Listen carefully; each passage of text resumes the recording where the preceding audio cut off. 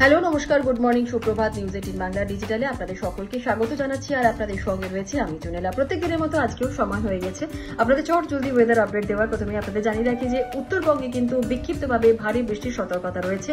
হাওয়া অফিস সূত্রে এমনটাই জানা যাচ্ছে। দার্জিলিং সহ মোট 5টা জেলায় বিক্ষিপ্তভাবে ভারী বৃষ্টির পূর্বাভাস।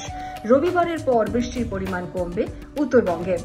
আর ইতিমধ্যেই আপনাদের জানিয়ে রেখে যে হোয়াইট স্প্রেড রেন দক্ষিণবঙ্গের প্রায় সব জেলাতেই হবে, অর্থাৎ দক্ষিণবঙ্গের সমস্ত জেলাতেই কিন্তু বৃষ্টিপাত হবে। বজ্রবিদ্যুৎ সহ বৃষ্টি দক্ষিণবঙ্গের 9টা জেলায় হবে মোটামুটি। আর মঙ্গলবার ভারী বৃষ্টির সম্ভাবনা গাঙ্গেয় পশ্চিমবঙ্গে। এবার একটু ডিটেলে বলবো। আজকে মূলত আংশিক মেঘলা আকাশে থাকছে শহর কলকাতাতে। তার সঙ্গে বজ্রবিদ্যুৎ সহ 2-1 পশলা হালকা মাঝারি বৃষ্টির সামান্য সম্ভাবনা রয়েছে। আর এর পাশাপাশি আজকে সকাল 12টা পর্যন্ত, মানে দুপুর 12টা পর্যন্ত, কিন্তু সকাল থেকে দুপুর 12টা পর্যন্ত বৃষ্টির সম্ভাবনা বেশি থাকতে পারে কলকাতাতে।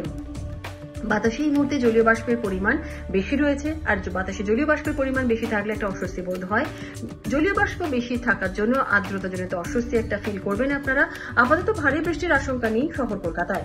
অবশ্যই কলকাতায় সর্বনিম্ন তাপমাত্রা কত রয়েছে সেটাও একটু জানিয়ে দিই আপনাদেরকে।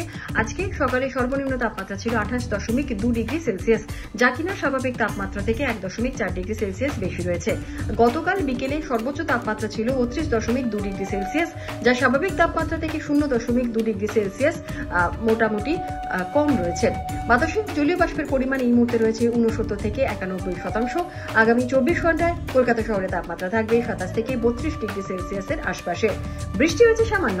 মোটের ওপর হাওয়া অফিস এই আপডেট দিচ্ছে, সেটাই আপনাদের জানালাম। আপাতত শেষ করছি এখানে। সকলে ভালো থাকুন, সুস্থ থাকুন, সাবধানে থাকুন। আর আজকের দিনটা আপনাদের শুভ হোক।